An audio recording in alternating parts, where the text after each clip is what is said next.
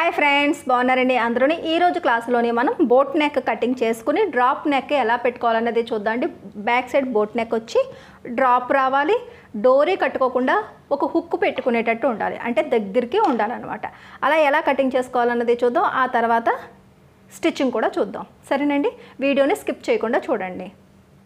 Back part cutting చేసేసుకున్న తర్వాత చూసారు కదా, ఏం చేయలేదండి, లైనింగ్ని పెట్టి 4 వైపులా కలిపి స్టిచ్చింగ్ చేసేసాను. చేసిన తర్వాత ఇక్కడ చూసారు కదా, హెమ్మింగ్ బెల్ట్ నార్మల్ బ్లౌజులకి ఎలా అయితే వేసుకుంటారో సేమ్ అదే రకంగా హెమ్మింగ్ బెల్ట్ అన్నది వేసేసాను. దాని తర్వాత ఇక్కడ ఇలా సెంటర్కి ఇలాగా ఫోల్డ్ చేయండి, సరేనా. దాని తర్వాత ఫ్రంట్ పార్ట్ స్టిచ్చింగ్ చేసుకునేటప్పుడు మనకి నెక్కి మీరు పేపర్ క్యాన్వాస్ యూజ్ చేశారా లేదనుకుంటే హెమ్మింగ్ బెల్ట్ వేసారా అన్నది చూసుకోండి. ఎందుకంటే పేపర్ క్యాన్వాస్ వేసారనుకోండి, అక్కడ ఎంతైతే మనం మెడ వెడల్పు ఇక్కడ ఎంతైతే పెట్టామో సేమ్ అంతే ఫ్రంట్ వైపు కూడా నెక్ వెడల్పు పెట్టి పేపర్ క్యాన్వాస్తోనే మనం స్టిచ్చింగ్ అన్నది చేసేస్తాం యాస్టీస్గా. అంటే బ్యాక్ ఎలా స్టిచ్ చేస్తామో ఫ్రంట్ కూడా అలా. కానీ ఫ్రంట్ మోడల్ వేరయ్యి మనం హెమ్మింగ్ బెల్ట్ కానీ థ్రెడ్ పైపింగ్లు కానీ ఏమన్నా వేయాలి అని అనుకున్నప్పుడు అక్కడ ఏమన్నా మార్జిన్ తీసామో చూడండి, సరేనా. ఇప్పుడు నేనైతే కనుక ఫ్రంట్ పార్ట్ కూడా నేను ఇప్పుడు స్టిచ్చింగ్ చేసేసానండి. స్టిచ్చింగ్ చేస్తే కనుక చూసారు కదా, ఇలాగా మనకి మోడల్ అన్నది ఇలా వచ్చింది. నెక్కి నేను హెమ్మింగ్ బెల్ట్ అన్నది వేశాను, బ్యాక్ సైడు హెమ్మింగ్ బెల్ట్ వేశాను. ఇప్పుడు ఇది ఎంత వెడల్పు మనం నెక్ కటింగ్ చేసామంటే నేనైతే 4 ఇంచీలు మెడ వెడల్పు అన్నది తీసుకున్నాను. అవన్నీ కూడా ఏమీ అవసరం లేదండి. ఇది చూడండి, ఇది షోల్డర్స్ బ్యాక్ పార్ట్ అన్నది షోల్డర్స్ రెండు కూడా కరెక్ట్గా సమానంగా కలిపి ఇలా పట్టుకోండి. సెంటర్కి పట్టుకున్నారు కదా, ఇది సెంటర్ కట్టు, సరేనా. ఇప్పుడు ఇది షోల్డర్ భాగం. ఈ షోల్డర్ భాగాన్ని తీసుకొచ్చి ఇక్కడ ఇలా పెడితే ఇప్పుడు మీరు మెడ వెడల్పు ఎంత ఫ్రంట్ పార్ట్కి యూస్ చేశారన్నది తెలుస్తుంది. నేను ఇక్కడికి మార్కింగ్ చేస్తాను, సరేనా. అంతే. ఇప్పుడు ఇది తీసేయండి. ఇప్పుడు ఎంతైతే తీసారో అంతా ఇప్పుడు పేపర్ క్యాన్వాస్తోని మనం కటింగ్ చేసుకుంటే పేపర్ క్యాన్వాస్కి ఖర్చులు ఉండవన్నమాట. పేపర్ క్యాన్వాస్ అంచు ఎక్కడైతే మనం ఎలా కటింగ్ చేసామో సేమ్ అక్కడే కుట్టు అనేది వచ్చేస్తుంది. కాబట్టి ఖర్చులు తీయాల్సిన అవసరం లేదు. ఇప్పుడు అందుకనే ఫ్రంట్ పార్ట్ ముందు స్టిచ్ చేసేసుకుని ఆ తర్వాత ఎంత వచ్చిందో చూసుకుని దాన్ని బట్టి తీసుకోవాలి. లేదు అంటే కనుక ఫ్రంట్ పార్ట్ ఎంతైతే తీసారో దానికి ఒక 1/4 ఇంచ్ ఎక్స్ట్రా మనం ఆ హెమ్మింగ్ బెల్ట్కి 1/4 ఇంచ్ ఎక్స్ట్రా వెళ్ళింది కదా, ఖర్చులోకి వెళ్ళిపోయింది కదా, ఇక్కడి నుంచి ఆ ఖర్చులు యాడ్ చేసుకోవాలి. సపోజ్ నేను ఫ్రంట్ పార్ట్ మెడ వెడల్పు 4 ఇంచులు కటింగ్ చేసి స్టిచ్చింగ్ చేస్తాను. ఇప్పుడు ఇక్కడ 4.5 తీసుకోవాలి, రెండు ఒకటే, సరేనండి. ఇదైతే ఈజీగా ఉంటుంది. ఇప్పుడు ఇక్కడి నుంచి చూడండి, చూసారా కరెక్ట్గా 4.5 ఇంచీలు అన్నది వచ్చింది. అంటే ఇప్పుడు మనం మెడ వెడల్పు అన్నది పేపర్ క్యాన్వాస్తోని 4.5 ఇంచులు పెట్టుకోవాలి. ఎప్పుడూ కూడా బోట్ నెక్కి మీకు నీట్గా ఫినిషింగ్ రావాలి అంటే పేపర్ క్యాన్వాస్ కంపల్సరీగా యూస్ చేయాలి, సరేనండి. ఇది చూడండి, ఇక్కడ నేను పేపర్ క్యాన్వాస్ అన్నది ఇలా తీసుకున్నాను. ఇలా తీసుకుని షైనింగ్ ఉన్నది ఎప్పుడు కూడా లోపల వైపు పెడతాము, ఇలా ప్లెయిన్గా ఉన్నది బయట వైపుకి ఇలా పెడతాం, సరేనా. ఇక్కడి నుంచి ఇది ఇలా ఫోల్డింగ్ మన వైపు అన్నది ఉంది. ఇప్పుడు మనం 4.5 ఇంచులు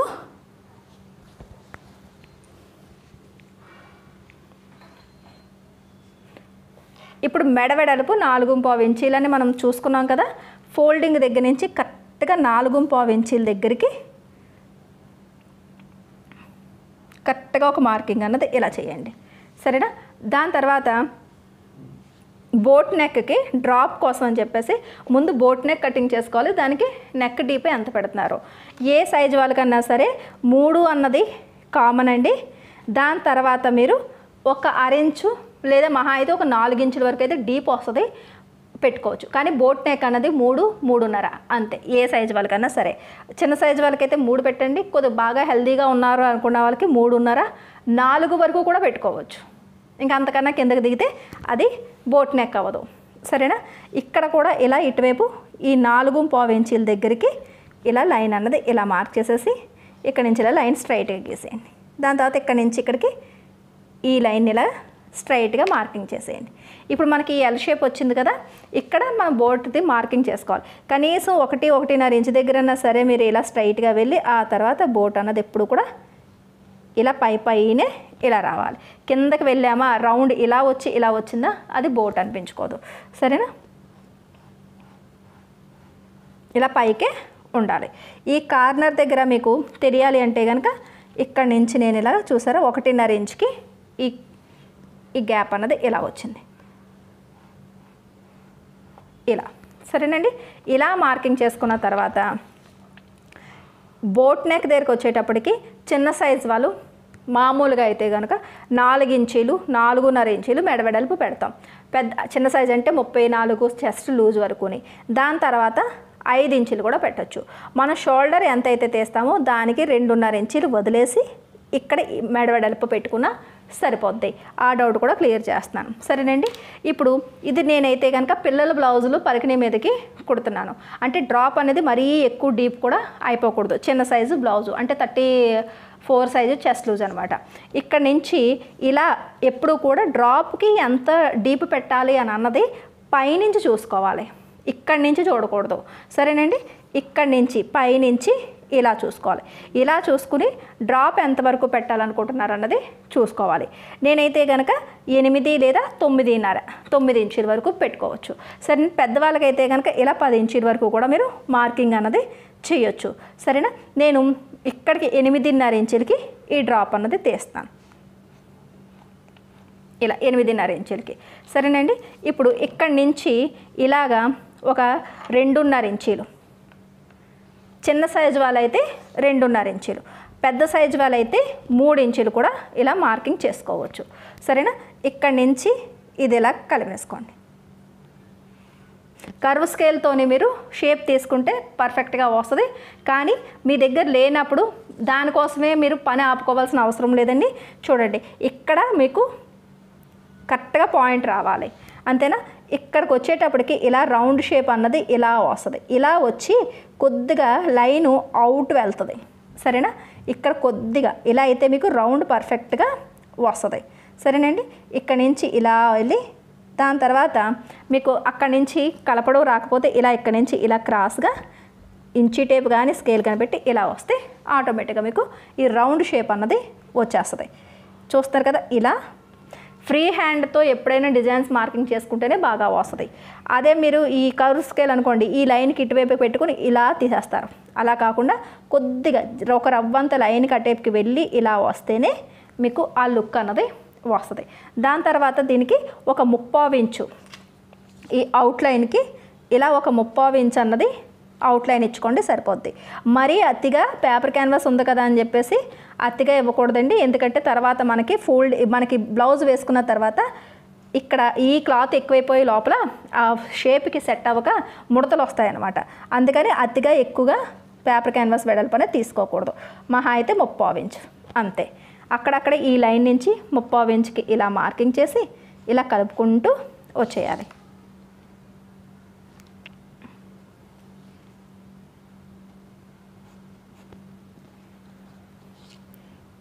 ఇది చూసారు కదా, ఇక్కడ నుంచి ఇలా ఈ కార్నర్ ఎలా వచ్చింది, ఇక్కడ నుంచి ఇలాగా 3/4 ఇంచుకి ఇలా లైన్ ఇలా మార్క్ చేసాం. దాని తర్వాత ఇక్కడ నుంచి ఇక్కడికి ఇలా లైను ఇలా మార్క్ చేసాం. ఎక్కడైతే కలిసిందో అదే కార్నర్. సరేనండి, దాని తర్వాత ఇలా మొత్తం అంతా కూడా అలాగే ఆ 3/4 ఇంచు వెడల్పుని అందంగా తీసుకొచ్చేయాలి. ఇది లోపల వైపు ఉంటుంది కదా అని చెప్పేసి ఇది కూడా ఎలా పడితే అలాగా వంకరగా మీరు మార్కింగ్ చేసుకోకూడదండి. ప్రతిదానికి ఫినిషింగ్ అన్నది మెయిన్ ఇంపార్టెంట్.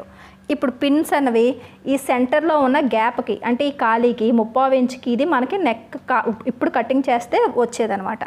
దీనికి ఇక్కడ ఇలా పిన్స్ పెట్టుకోండి. ఇప్పుడు కటింగ్ చేసేసుకోండి.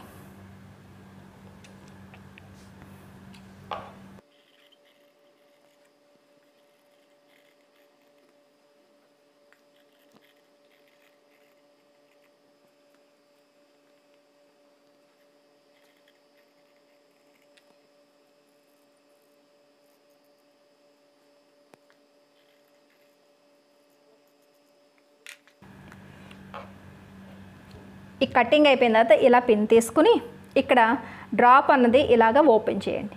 ఇలా ఓపెన్ చేసినప్పుడు చిన్న జాయింట్ ఒక రవ్వంతా ఉంచామంతే. సరేనా, ఇక్కడ ఇలా చూసుకుంటే డ్రాప్ అన్నది ఎంత వచ్చింది ఏంటి, ఇది మనకి సరిపోతుందా లేదంటే పెద్దది ఏమైనా అవుతుందా చిన్నది అవుతుందా ఏంటి అనేది ఇప్పుడే మీరు ఒక అంచనా కట్టాలన్నమాట. అలా మీకు చూసుకున్న తర్వాత పర్వాలేదు అని అనిపించినప్పుడు మాత్రమే ఇక్కడ బ్లౌజ్ కటింగ్ దగ్గరికి వెళ్ళాలి. సరేనండి. చూడండి ఇక్కడ నుంచి అయితే మీకు డ్రాప్ అన్నది ఈ బ్లౌజ్కి అయితే ఇలా షేప్ అన్నది ఇలా వస్తుంది. సరేనండి. ఇప్పుడు ఇది పెద్ద షేపు కాదు, అలాగని చెప్పి చిన్నదే కాదు, చక్కగా వచ్చింది కదా. ఇప్పుడు ఈ డ్రాప్ స్టైల్ని ఇప్పుడు మనం స్టిచ్చింగ్ చేసుకోవాలి. ఇప్పుడు లైనింగ్ అన్నది తీసుకోవాలి. లైనింగ్ తీసుకుని ఇది చూసారు కదా, ఇక్కడ ఒక లైనింగ్ ఉంది కదా, ఈ లైనింగ్ని నేను ఓపెన్ చేసేస్తున్నాను. సరేనండి. ఇలా ఓపెన్ చేసి ఈ షైనింగ్ ఉన్నది ఇలాగా ఇలా పెట్టండి. షైనింగ్ ఉన్న వైపు ఇలా పెట్టి, అంటే షైనింగ్ ఉన్నది క్లాత్ వైపు ఉండాలన్నమాట. ఇక్కడ ఇలా డ్రాప్ పెట్టి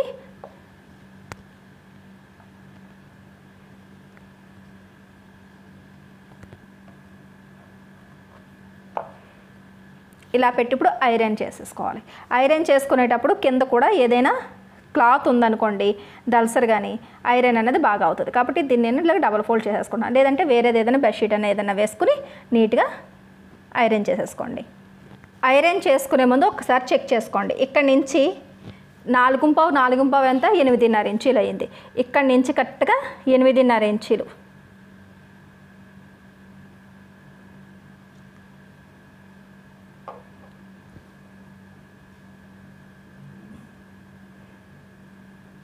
చూసారు కదా, ఇలా మొత్తం నెక్ వెడల్పు అంతా ఇలా 8.5 ఇంచీలు ఇక్కడికి వచ్చింది. అంటే మన నెక్ అన్నది ఈ అంచుకి ఇలా పెట్టాలన్నమాట.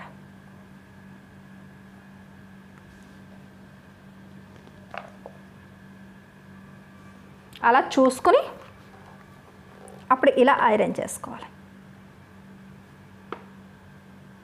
ఐరన్ బాక్స్ అన్నది మరీ ఓవర్ హీట్ ఉండకూడదండి, అలాగని చెప్పేసి మరీ లో కూడా ఉండకూడదు. మీడియంలో పెట్టుకుని ఇలా ఐరన్ చేసుకోవాలి.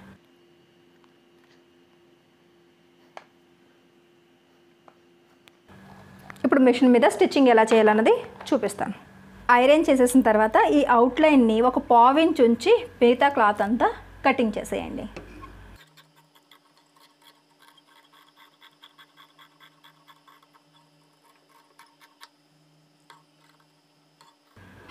ఈ కార్నర్స్లోని కొద్ది దగ్గర వరకు కట్స్ పెట్టండి. దాని తర్వాత ఈ అంచుని ఇలా ఈ క్యాన్వాస్ మీదకి ఇలా ఫోల్డ్ చేసి స్టిచ్చింగ్ చేసేయండి.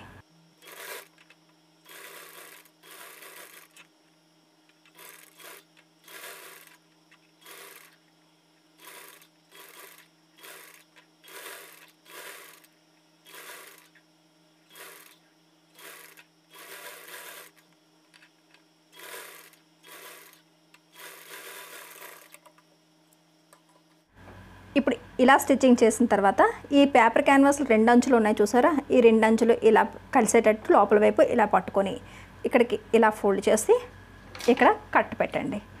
లోపల అంచులే ఎందుకు పట్టుకోవాలి అంటే మనం మెడవెడల్పు అన్నది ఇది కరెక్ట్. ఇటువైపు ఎక్కువ తక్కువలు వచ్చినప్పటికీ ఇది మనం మెడవెడల్పు కాబట్టి దీనికి మధ్యలో సెంటర్ పాయింట్ అన్నది మనకి ఉండాలి.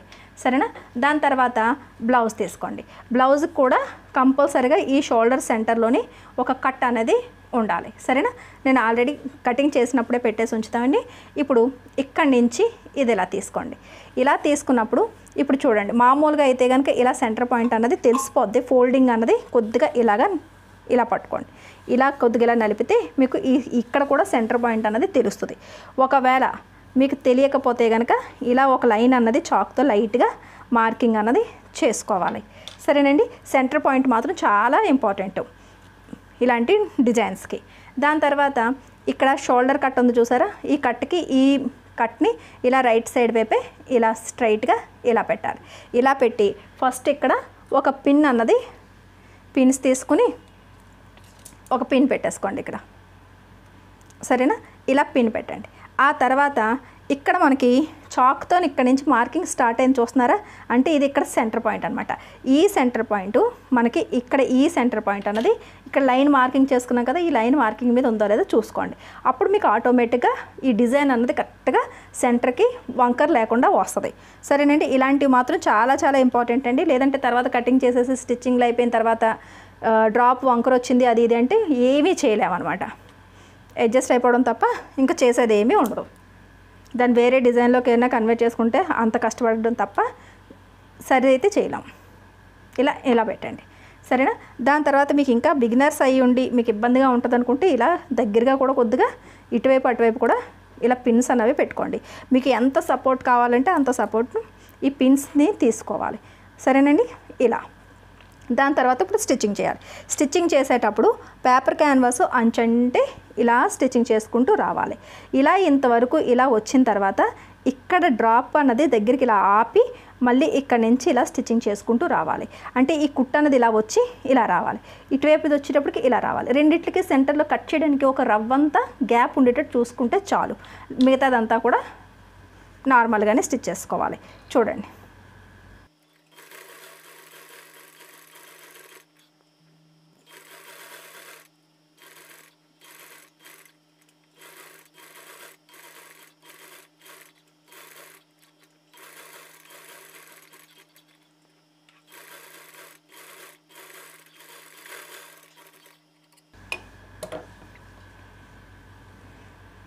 ఇక్కడ చూడండి. ఈ పేపర్ క్యాన్వాస్ మీదకి లైట్గా కుట్టు వెళ్ళి ఇలా వచ్చినా పర్వాలేదు. జస్ట్ కట్ చేయడానికి కత్తిరి మనకి ఎంత అయితే మన కటింగ్కి అవసరమో అంత మాత్రమే ఇక్కడ గ్యాప్ అన్నది ఉంచుకుంటే సరిపోద్ది అనమాట. మిగతాది ఇలా ఈ షేప్ ఇలా వచ్చింది, ఇక్కడ నుంచి ఈ షేప్ ఇలా వచ్చింది.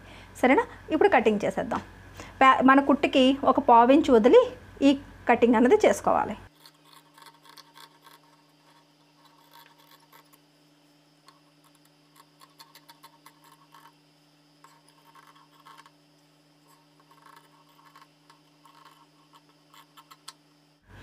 ఇప్పుడు ఇక్కడ చిన్న చిన్న కట్స్ అన్నీ పెట్టుకుంటూ వచ్చేయాలి.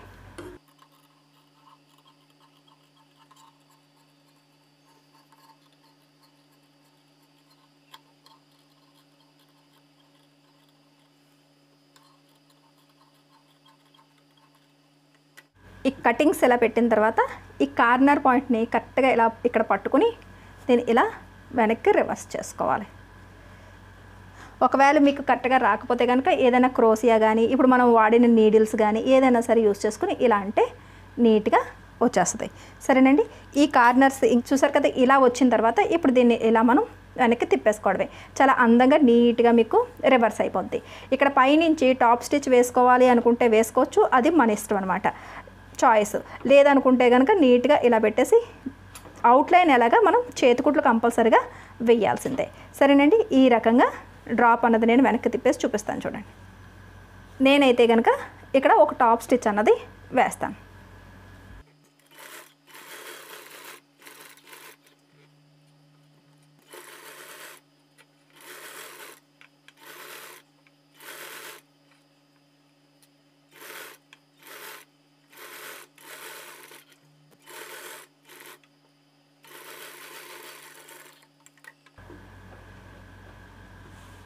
ఇది చూసారు కదా, ఇలా టాప్ స్టిచ్ అన్నది ఇలా వేసుకున్నాం. వేసుకున్న తర్వాత ఇక్కడ చూసారు కదా, ఇప్పుడు ఇది బాగా దగ్గరగానే ఉంది. ఇక్కడ హుక్స్ ఐ బెల్ట్ వేసుకుని ఇలా మీరు ఇలా యాడ్ చేసుకుంటారు. సరేనండి. లేదు అంటే ఇది లేదు అంటే కనుక డోరీ పెట్టుకోవచ్చు. సరేనా. లేదంటే కనుక ఇక్కడ ఒక బటన్ వేసి ఇక్కడ డోరీని ఇలా రెడీ చేసి దాన్ని హుక్ కింద ఇలా బటన్కి పెట్టుకోవచ్చు. చాయిస్ అన్నది మన ఇష్టం అనమాట. ఇంకొకటి ఏంటంటే ఒక 4 పేటల థ్రెడ్ అన్నది నీడిల్కి ఎక్కించి ఇక్కడ దీన్ని ఇలా పెట్టి జాయింట్ చేసేయాలి. టైట్గా జాయింట్ చేసేసి ఇంక ఇది ఓపెన్ అవ్వదు అనమాట. టైట్గా జాయింట్ 4-5 కుట్లు వేసేసి నాట్ వేసేసిన తర్వాత పైన ఏదైనా ఒకటి స్టోన్ లాంటిది కానీ ఏదైనా సరే మనకు మోడల్గా ఏదైనా పెట్టుకున్నా సరే బాగుంటుంది. సరేనండి. హుక్ పెట్టుకోవాలి అని అనుకున్నప్పుడు మాత్రం పేపర్ క్యాన్వాస్తోనే కంపల్సరీగా ఇలాగా స్టిచ్చింగ్ చేసుకోవాలి. ఫ్రంట్ వైపు ఓపెన్ అయితే ఫ్రంట్ వైపు ఓపెన్ చేసుకుంటారు. లేదు బ్యాక్ వైపే ఓపెన్ అనుకుంటే ఇక్కడ నుంచి ఇలా సెంటర్కి ఇలా కటింగ్ చేసి ఇక్కడ మళ్ళీ హుక్ బెల్ట్లో ఐ బెల్ట్లో వేసేసుకుంటారు. సరేనండి. వీడియో నచ్చినట్లయితే కనుక ఒక లైక్ ఇవ్వండి. మన లక్ష్మీ ఫ్యాషన్ వాళ్ళ ఛానల్ని సబ్స్క్రైబ్ చేసుకోవడం మర్చిపోకండి. మళ్ళీ నెక్స్ట్ క్లాస్లో కలుద్దాం.